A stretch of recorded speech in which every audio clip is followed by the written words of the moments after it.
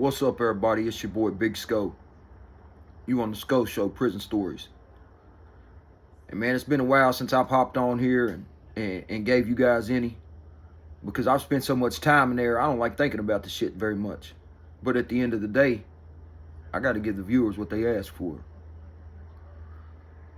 Here lately, if you've been watching my page, you've been seeing some posts that I've been making to people that claim to be parts of things, or claim to be part of beefs, or start beefs, or egg them on, but don't be in the place where the beef's going on. And then rah-rah on Facebook.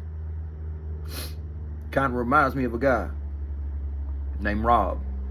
We're not going to put his last name out there, but Rob will probably see this video and he'll remember this well. I was in Western Regional Jail on a pod C2, one of the rowdiest pods I've ever seen put together in my life.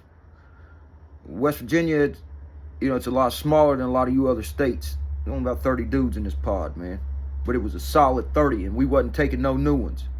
In a month's period, I checked out over 30 dudes in this joint, on this pod alone. The reason why, we were hitting. Each weekend visit, we had a brother that was hitting for that mother load. And we'll leave it at that. Didn't have no room for no new knucklehead coming there getting our business. Well, one morning, I'm sleeping. And the motherfuckers know I don't like being woke up in the morning. I'm doing a gabillion years, and I'm trying to cheat them out as much of this time as I can. I hear this loud-ass new voice come in loud as fuck, like he's happy to be there or something. I had a cellie at the time named Mikey, another cellie named Johnny. It was like my brother. Mikey was in there on a murder trial. His name's Mikey Bragg. Some people will see this and like it, some won't, but it's the truth. Well, this dude, Mikey, was being testified against by his co-defendants on a murder, kidnapping, torture case. God rest the victim and his family, peace to them. However, we're in jail. You know what laws we live by. Law of the Viking. So dude comes in, I come out the cell unglued. Big ass dude, big beard, big wild looking son of a bitch. I'm at the top of the stairs.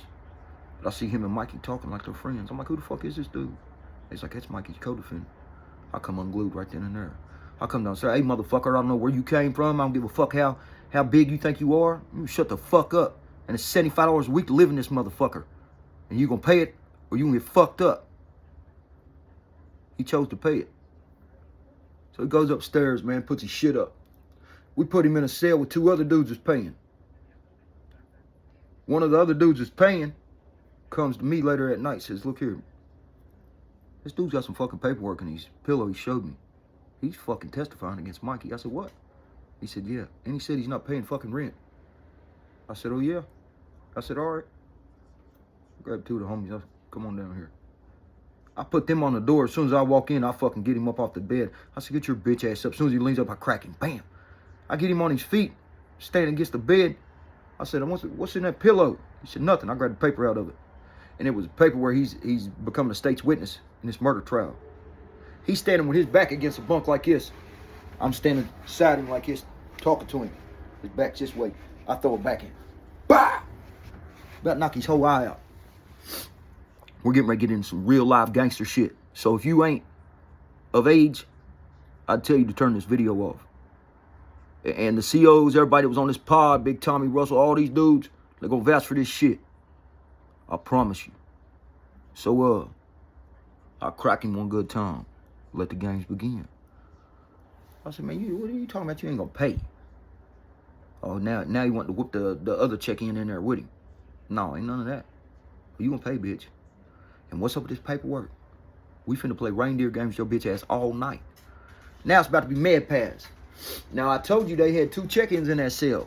But along with them 2 check-ins that was paying us, we had a warrior. You know that. You know that. Gotta have a shepherd for the sheep. Well, this warrior's crazy as fuck. I'm gonna say that. He calls me dad. He's like my son. His name's Russ. Well, during med pass, you locked down in the cells waiting on the nurse to come into the section. Pass the shit. They go into cell to cell. Opening each cell. Well, we're hearing all type of screaming and shit. They got him down there Come to find out, they got him down there in these boxers. They done busted 3 or 4 bags of ramen noodles on the floor and opened them. You know, them sharp little motherfuckers. Just remind that. They got dude down there in his boxers, on his hands and knees with his hands behind his back, tied behind his back to his feet.